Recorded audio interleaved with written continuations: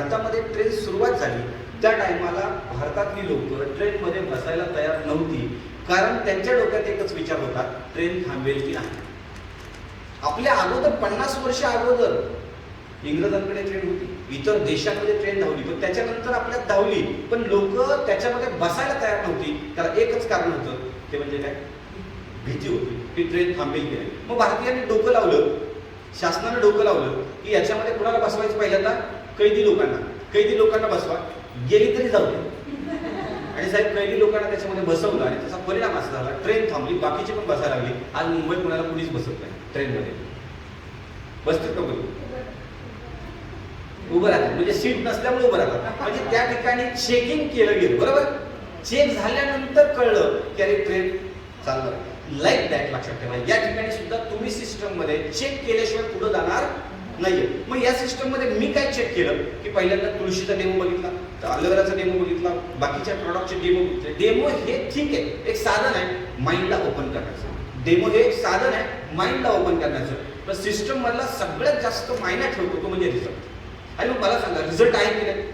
मग तुम्ही पहिल्यांदा रिझल्ट चेक केले, कुठल्या प्रकारचे प्रोडक्ट आहेत हे बघितलं, आणि याच्यामध्ये मला काय उपयोग. मग तुम्हाला सिस्टम मध्ये काम करताना काय करायचं सगळ्यात महत्वाचं, किंवा इतरांना तुम्हाला समजावून सांगताना करायचे काय. एक तुम्हाला सिस्टम आवडली, आता तुमच्या जर विचार करता, तुमच्या माइंडचा विचार करता, या सिस्टम मध्ये आला, तुम्हाला ही सिस्टम आवडली, पण आता प्रॉब्लेम एक यायला लागलाय की लोक मिळत नाहीत, किंवा लोक काम करत नाहीत, किंवा त्याच्यामध्ये मी ज्या पद्धतीने काम करतोय माझीही स्वप्न आहेत, त्याचीही स्वप्न असावी, त्यानेही काम करावं अशी तुमची इच्छा आहे.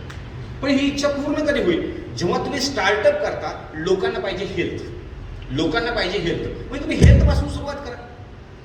लोकांना हेल्थ द्या, आपोआप ती लोक तुमच्या सोबत येतील. आणि त्याच्यानंतर लिडरशिप आहे. हा धंदा जो आहे ना लिडरशिपवर आहे. कंपनी कोणतीही असो, IMC जी कंपनी आहे ना, हीच कंपनी महत्वाची आहे का नाही. जगामध्ये कितीतरी कंपन्या काम करतात, 2.5 लाख कंपन्या काम करतात, त्याच्यामध्ये टॉप 10 मध्ये आपण काम करतो. या सिस्टम मध्ये येत असताना तुम्ही कंपनी कुठे बघितलं, या कंपनीचे सगळे सर्टिफिकेट बघितले, WHO प्रमाणित आहे का, GMP सर्टिफाईड आहे का. मी तुम्हाला खरं या सिस्टमकडे मला एक सर्टिफिकेट आवडलं, त्याचं नाव आहे HACCP नावाचं सर्टिफिकेट. HACCP इतर मला माहित होती, GMP, त्याच्यानंतर GPP, त्याच्यानंतर पुढचे सगळे सर्टिफिकेट्स, हे सगळं मला माहित होतं. पण मला HACCP नावाचं जे सर्टिफिकेट आहे ना, हे सर्टिफिकेट मला खूप भावलं. त्याला कारण आहे, लक्षात ठेवा, hazards analysis critical control point, याला म्हणतात HACCP.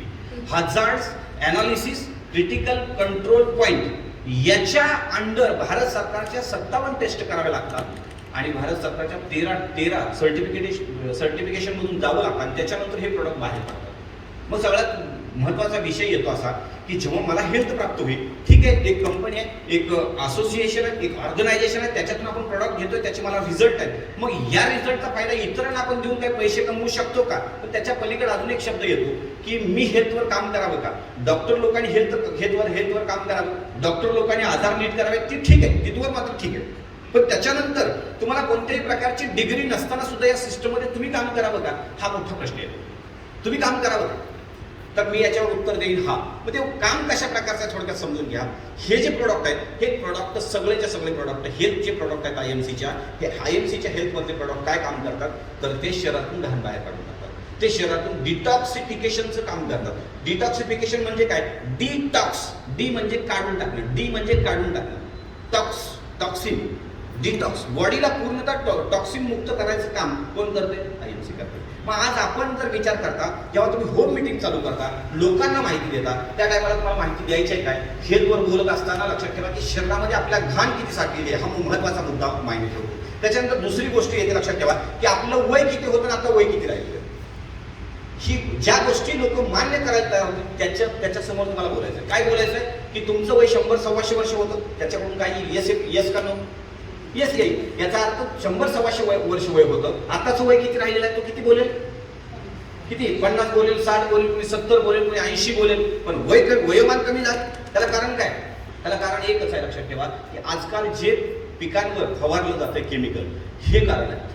हे बेसिक गोष्टी त्यांच्या डोक्यापर्यंत पोहोचवा, त्यांना ते पटायला लागेल. याला स्टेप आहेत, लक्षात ठेवा. स्टेप वाईजचा धंदा आहे. लोकांना तुम्ही डायरेक्ट वरच्या स्टेपवर नेऊन ठेवलं तर लोक काम करणार नाहीत, खालच्या स्टेपवर ठेवलं काम करणार नाहीत, मधल्या स्टेपवर नेऊन ठेवलं काम करणार नाही. स्टेप बाय स्टेप त्याचं माइंड चाललं पाहिजे. आणि सगळ्यात महत्वाचं याच्यामध्ये काम कोण करतं, तर तुमचं कॉन्शियस माइंड काम करतं. अरे कॉन्शियस माइंड आहे तरी काय, किंवा सबकॉन्शियस माइंड आहे तरी काय? कॉन्शियस माइंड म्हणजे तुम्ही आता जे मला बघताय, आता जे मला तुम्ही चेक करताय, मला तुम्ही जे ऐकताय, याला म्हणायचं कॉन्शियस माइंड. आणि जर का समजा मी बोललेल्या गोष्टी तुमच्या मेंदूमध्ये फिडअप झाल्या, तर ते कुठं, तुम्ही छोटा मेंदू ऐकला, छोटा मेंदू, तर ते सबकॉन्शियस माइंड असतं. आणि या सबकॉन्शियस माइंडमध्ये ज्या गोष्टी फिडअप होतील त्या गोष्टी लोकांपर्यंत पोहोचतील, त्या गोष्टी तुम्ही लोकांपर्यंत पोहोचवाल. सगळ्यात महत्त्वाचं काय लक्षात ठेवा की सबकॉन्शियस माइंड काम करतं कसं, आपोआप काम करतं, त्याला म्हणायचं सबकॉन्शियस माइंड. आपोआप आज माझ्या विचाराचा जर विचार केला तर मला जेव्हा कॉन्शियस माइंड चेक करत होतं, कॉन्शियस मधून काही फायली माझ्या सबकॉन्शियस मध्ये गेल्या आणि त्याच्यानंतर मी काही लोकांपर्यंत ही माहिती पोहोचवायला सुरुवात केली आणि त्याचा परिणाम काही लोकांना ही माहिती आवडायला लागली. पण पहिल्या दिवशी आवडत नव्हती, कारण मला लोकांना बोलता येत नव्हतं, मला त्या पद्धतीची बॉडी लँग्वेज दाखवता येत नव्हती, मला त्या लोकांना पटवून देता येत नव्हतं, म्हणून लोक माझ्याकडे इतक्या फास्ट येत नव्हती. पण आजचा विषय जर केला, लोक अतिशय फास्ट रीतीने माझ्याकडे यायला लागले. त्याला कारण आहे की माझ्याकडे प्रत्येक प्रश्नांचं उत्तर, आणि त्याला बोलतात ऑब्जेक्शन हँडल. मग बरेचसे प्रश्न येतात, त्याच्यामध्ये तुमचे प्रोडक्ट महाग आहे, त्याच्यानंतर कंपनी पळून गेली तर, माझ्याजवळ टाइम नाहीये, माझ्याजवळ पैसे नाहीयेत, हे प्रॉब्लेम लोक तुम्हाला सांगायला लागतील. आणि जेव्हा या प्रॉब्लेमचं सोल्युशन तुम्ही द्याल तेव्हा लोक तुमच्याकडून नाही करा. म्हणजे काय लक्षात ठेवा की तुम्ही प्रॉब्लेमवर सोल्युशन देणारं कोण आहे व्यक्तिमत्व आहात. That is the health nutraceutical wellness consultant.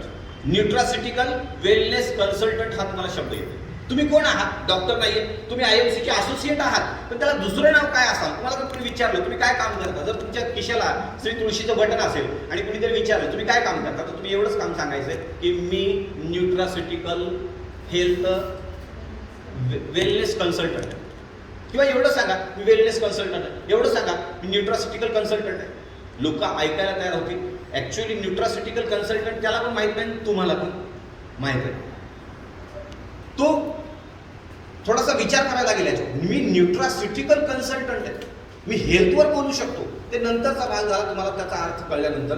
पण लोकांना असे काही शब्द वापरा आणि तुमच्या मुखातून निघाले अतिशय महत्वाचे पहिले 30 ते 35 शब्द, अतिशय महत्वाची माहिती ठेवतात. लोक जर तुमच्याकडे अट्रॅक्ट व्हावास वाटत असेल तर तुमच्या मुखातून निघालेले अतिशय महत्वाचे पहिले शब्द खूप, कारण लोकांजवळ टाइम नाहीये, तुम्हाला ऐकायला तितकी त्यांच्याजवळ क्षमता नाहीये. पण लोकांनी तुम्हाला ऐकावं असं वाटत असेल तर सगळ्यात महत्वाचं तुमचे 30 ते 35 शब्द इतके सुंदर बाहेर पडावेत. पहिला स्टार्टअप खूप महत्वाचा मायने ठेवतो, आणि म्हणून महत्वाचे पहिले शब्द टाका. आता महत्वाचा विषय येतो की हे तुम्ही काम का करावं, त्याला कारण मी तुम्हाला सांगितलं डिटॉक्सिफिकेशनचं आपण काम करतो. याच्यामध्ये जर बघितलं तर पहिला आपला प्रोडक्ट आहे तुळशी, दुसरा प्रोडक्ट आहे ॲलोवेरा आणि तिसरा प्रोडक्ट आहे गोमूत्र. पण तुळशी काय करते? डिटॉक्सिफिकेशन काम करते. ॲलोवेरा काय काम करतो? डिटॉक्सिफिकेशनचं काम करतो. त्याच्यानंतर गोमूत्र काय करतं? डिटॉक्सिफिकेशनचं काम करतं. तुम्ही सगळे डेमो बघितले. म्हणजे तुम्ही बेटाडीन सारख्या केमिकलला, ज्याच्यामध्ये 17 प्रकारचं बॅड केमिकल, हा शब्द तुम्हाला पाठांतरित ठेवायचा आहे. कोणता? 17 प्रकारचं बॅड केमिकल कशामध्ये आहे? बेटाडीन मध्ये, की जे तुम्ही मिसळता. मग लोक त्याच्यावर अजून एक प्रश्न विचारतील, याच्याऐवजी मी दुसरं केमिकल घेतलं तर? मग त्यांना एवढंच सांगा की हे बेटाडीन वापरून लोक 42 लाख रुपये महिन्याला मिळवतात. उत्तर, हे केमिकल वापरून लोक याच्यावर 42 लाख रुपये मिळवतात. बाकीचं वापरायची काय गरज? तुम्हाला गरज किती आहे? 4-5 लाखाची. मग हेच वापरा. मला जेव्हा प्रश्न पडला होता त्या प्रश्नांचं उत्तर मला लगेचच मिळालं नाहीये. पण जेव्हा मला हा उत्तर मला मिळालं, कोणतं उत्तर मिळालं की 42 लाख रुपये ह्याच्यावर मिळवलं जातं, 30 लाख रुपये ह्याच्यावर मिळवता येतात. आणि सगळ्यात महत्वाचं, चेकिंग करत असताना अजून एक गोष्ट मायने ठेवते, ते म्हणजे काय लक्षात ठेवा की इतर लोक कशी काय या सिस्टममध्ये कसे काय सक्सेसफुल झाले. मग मी चेक करत असताना मी काय केलं, युट्यूबचा जास्त आधार घेतला. युट्यूब म्हणजे माझ्याकडे तुळशी आली, ती तुळशी मी वापरली, त्याचा रिझल्ट मी पाहिला आणि त्याच्यानंतर माझं लक्ष गेलं म्हणजे फक्त रिझल्ट. मग मी युट्यूबला काय बघितलं, IMC व्हिडिओज हा शब्द पहिला टाकला. दुसरा माझा शब्द होता IMC रिझल्ट. मग IMC रिझल्ट टाकल्यानंतर माझ्या डोक्यात एकच गोष्ट आली, लक्षात ठेवा की IMC रिझल्टमध्ये खूप सारे रिझल्ट लोकांना ह्याच्यामध्ये आले आणि त्यांनी जे वापरलं ते मी लोकांना द्यायला चालू केलं. त्याचा परिणाम मला रिझल्ट चांगला आला. मग मी ठरवलं याच्यामध्ये काम करू शकतो. आणि हे करत असताना मधूनच मला एका CPचं भाषण ऐकायला मिळालं. युट्यूबला मला ऐकायला काय मिळालं? CPचं. मग जर तुम्ही या सिस्टममध्ये चांगला पैसा मिळवू पाहताय, जर या सिस्टममध्ये पुढे जाऊ पाहताय, तुम्हाला एकच काम करायचं आहे. ते काम कुठलं आहे? तर तुम्ही CPची भाषणं ऐका, CPचं स्पीच ऐका. ती लोक कशा पद्धतीनं प्रोग्रेस केला. एक CP अतिशय महत्वाचा माणूस आहे. आणि सगळ्यात जास्त मला आलेली कल्पना लक्षात ठेवा, सगळ्यात जास्त मोठं नॉलेज कोणाकडे असेल जगामध्ये तर नेटवर्क. तुमच्या राजकीय माणसाकडे इतकं नॉलेज नसेल, तुमच्या पंतप्रधानाकडे इतकं नॉलेज नसेल, पण इतकं नॉलेज तो माणूस इतका स्टडी करतो. आज जर 8वी नापास असेल, 10वी नापास असेल, तरी सुद्धा त्याच्याजवळ इतकं नॉलेज असतं. माझ्यापेक्षा 10वी नापास असणारे, 8वी नापास असणाऱ्या माणसाला मी देव मानतो. आज का तर मी तो प्रवास केला, 7-8 वर्षांचा तो प्रवास केला आणि त्याच्यामधून जितकं काही शिकता येतं ते शिकले. मग मला सांगा, या सिस्टम मध्ये पैसा किती मिळतो? आसपास किती मिळतो पैसा? या सिस्टम मध्ये पैसा किती मिळतो? अनलिमिटेड पैसा मिळतो की नाही? पाहिजे तितका तुम्ही ठरवाल तितका. जैसा सोचेगे वैसा पाओगे, हा नियम त्रिकालबाधित सत्य आहे, पण ती म्हणूनच म्हणून राहिला. जसं तुम्ही विचार करा, जसा विचार कराल. आज जर समजा थोडासा विचार करा, मी जर तुम्हाला चिंच खायला दिली आत्ता, असं समजा की तुमच्या हातात चिंच आहे आणि ती चिंच तुमच्या तोंडात चालली, किंवा लिंबू तुमच्या तोंडात पिळले असं समजून जावा. काय फिलिंग होतं का? जरा थोडस 2 मिनिटं विचार करून बघा, काय फिलिंग होतं का? पण कल्पना करावी लागेल मेंदूकडून. जिवंत आहे त्यांनी ते करतील, आणि ज्याच्या तोंडात पाणी येईल तो जिवंत असं मला वाटतं. माझ्या तोंडात पाणी आलं बोलता बोलता सुद्धा. ओके, तर मला सांगा, एवढ्या क्षणार्धाच्या गोष्टीमध्ये नुसतं आठवून जर ते होत असेल तर सबकॉन्शियस माइंड 100% काम करतो. मेंदू आपला 100% काम करतो. म्हणजे इच्छित गोष्टी जर आपल्याला पाहिजे असेल तर त्याच्या पाठीमागं कारणीभूत कोण आहे? तर मेंदू आहे. त्याच्या पाठीमाग कारणीभूत कोण आहे? तर सबकॉन्शियस माइंड आहे. तुम्ही जे ठरवलं ना, आणि सगळ्यात महत्वाचं, मला काय गोष्टी आकलनीय आल्या त्याच्यामध्ये सकाळी उठलेली गोष्ट, त्या ठिकाणी तुम्ही जे मेडिटेशन करता, ज्या गोष्टी तुम्ही आठवता, आणि सकाळचा जो टाइम असतो ना, तो अतिशय महत्वाचा असतो. कारण दिवसभरामध्ये तुमचं माइंड 64,000 विचारांनी ग्रासलेलं आहे. 64,000 इतके विचार तुमच्या डोक्यात येतात, आणि त्याच्यातले फक्त 2100 विचार पॉझिटिव्ह असतात. 2100 विचार पॉझिटिव्ह असतात, बाकीचे सगळे निगेटिव्ह. आणि मग आज तुम्ही जगताय का? तर त्या 2100 विचारचा विचार न करता तुम्ही जगताय कशाच्या बाबतीत? निगेटिव्ह नाही, पॉझिटिव्ह काही दृष्टिकोन आहे म्हणून निघून बसताय तुम्ही, म्हणून जगताय तुम्ही. पण सातत्याने जर निगेटिव्हिटीच्या रशीमध्ये राहिला तर तुम्ही पॉझिटिव्ह होणार नाही. आणि तुम्ही जे जीवन, आज बरीचशी लोक अशी आहेत, लक्षात ठेवा की वेळी झाली. कशानं? विचार सातत्यानं विचार करत बसले. तो काय करतो हे त्याला स्वतःला समजायला मार्ग नाही. मग हा काम करत असताना आपल्या डोक्यात एवढं पाहिजे की हे सगळेचे सगळे प्रोडक्ट, तुळशी, ॲलोवेरा, गोमूत्र, हे मेन 3 प्रोडक्ट आहेत आईएमसी कंपनीचे. आणि याच्यामधून ताकद अशी आहे, लक्षात ठेवा, ज्या माणसाला तुम्ही हे प्रोडक्ट द्याल त्याला रिझल्ट 100% आहे. मला सांगा, बॉडीमधली घाण काढून टाकली, बॉडी शुद्ध होईल की नाही? आजार कमी होतील की नाही? म्हणजे त्या 3 प्रोडक्ट मार्फत आजार कमी होतात. त्याचा नियम एक आहे, 21 दिवस हे 3च प्रोडक्ट वापरावे, तर नंतर तुम्ही बाकीच्या गोष्टी वापराव्यात. पण आपण ते करत नाही, आपल्याला बीवी पाहिजे लवकर, म्हणून सगळं एकदाच खा. साहेब, मूळव्याध असेल तर त्याला तुम्ही काय देणार? तुळशी देणार, ॲलोवेरा देणार, गोमूत्र देणार, त्याच्यानंतर तुम्ही लिव्ह केअर सिरप देणार, पाईल्सावे टॅबलेट देणार, त्याच्यानंतर अजून गरज पडली फ्रेश मॉर्निंग खा, अजून गरज पडली व्हीट गोल्ड खा, त्याच्यानंतर क्रीम लावायला देणार. तू बीवी माझ्या बनवून दे, बाकीचं परत हो. आपल्याला पॉईंट पाहिजेच आहे, पॉईंटच्या दृष्टीने आपण पळतो. आणि मग इथं आपल्याकडून कुठं बारीक चूक होती. ही सिस्टम करत असताना बेसिक गोष्टी आपल्याला समजल्या पाहिजेत, त्याचं नॉलेज आपल्याला घेता आलं पाहिजे. आणि मला सांगा, डॉक्टर होण्यासाठी शिकावं लागत नाही, बरोबर की चूक? बरोबर की नाही? बरोबर ना? मला तो बोलतो लेकरू म्हणतोय शिकावं लागत नाही, मला शिकल्याशिवाय मी डॉक्टर झालेलो नाही. इंजिनियर होताना शिकावं लागत नाही, बरोबर की चूक? काय शिकावं लागतं? म्हणजे इंजिनियर होताना शिकावं लागतं, डॉक्टर होताना शिकावं लागतं. मग मला सांगा, या सिस्टम मध्ये लाखो रुपये मिळवायचे असेल तर शिकावं लागेल की नाही? पण आतून मोटिवेशन पाहिजे. आज मला ह्या सिस्टमला मी चेक केल्यानंतर मला काय गोष्टी समजल्या. तुमच्या डोक्यात एकच गोष्ट राहू द्या, की म्हणजे एक डॉक्टर माणूस की ज्याला 6 लाख रुपये मिळतात, ज्याच्याकडे करोडोचं हॉस्पिटल आहे, ते हॉस्पिटल सोडून हे काम करत असेल तर या धंद्याचा अभ्यास केलाय आणि त्याच्यानंतर तुमच्या समोर उभा राहिलो.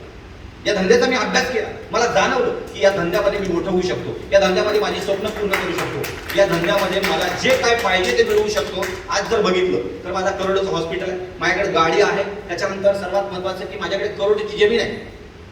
2.25 करोडची जमीन गेल्या मी 6 महिन्याखाली घेतली, म्हणजे माझी स्वतःची घेतली. आई वडिलांकडून आली ती वेगळी, पण माझी स्वतःची जमीन मी ती घेतली. म्हणजे या धंद्यामध्ये माझी स्वप्न सगळी पूर्ण होतात. मी दुबईला जाऊन आलो, मलेशिया जाऊन आलो, थायलंड जाऊन आलो. जर नुसता डॉक्टर राहिलो असतो, भले मी 6 लाख रुपये कमवू द्या, पण दुसऱ्या देशात काही गेलो नसतो, कारण माइंड तेवढ्या प्रकारचा माझं चाललं नसतं. माझं माइंड ज्या वातावरणात राहणार आहे, लक्षात ठेवा, त्या वातावरणाप्रमाणे चालणार आहे. आज तुमची समाजामध्ये जी काही किंमत आहे, कशावर अवलंबून आहे? तुम्ही ज्या समाजामध्ये राहताय, ज्या प्रकारचा विचार करताय, त्याच्यावर तुमची किंमत अवलंबून आहे.